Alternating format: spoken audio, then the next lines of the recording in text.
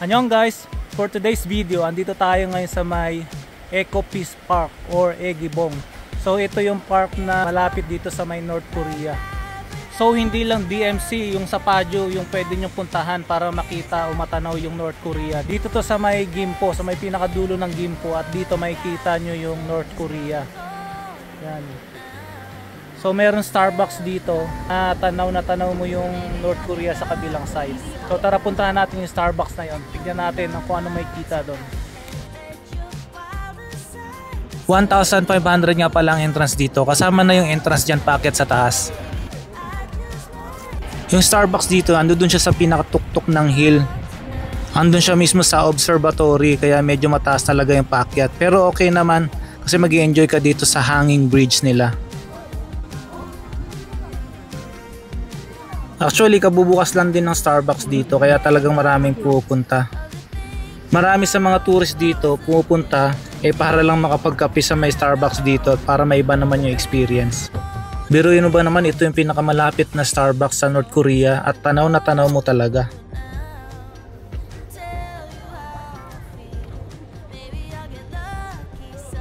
Grabing hirap makapunta lang sa Starbucks na to .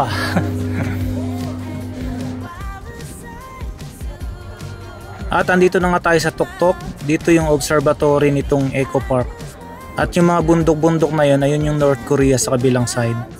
Maraming telescope dito at libre lang, walang bayad.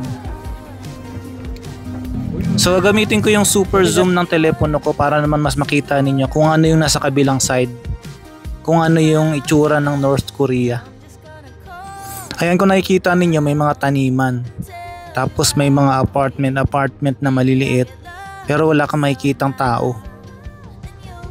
Ang sabi nila, mga propaganda lang to. Dito sa mga malalapit sa observatory, nagtatayo talaga sila ng mga ganyan pero mga walang nakatira. Yun ang sabi.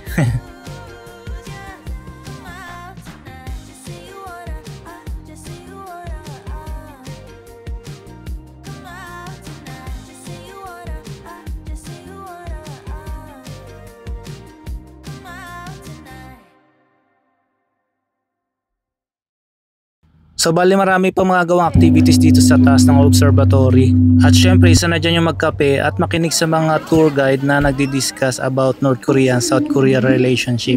So ayun mga guys, thank you for watching. Sana nag-enjoy kayo sa ating mini tour vlog. Kung gusto nyo pa na mga ganitong content, please follow for more. Annyeong!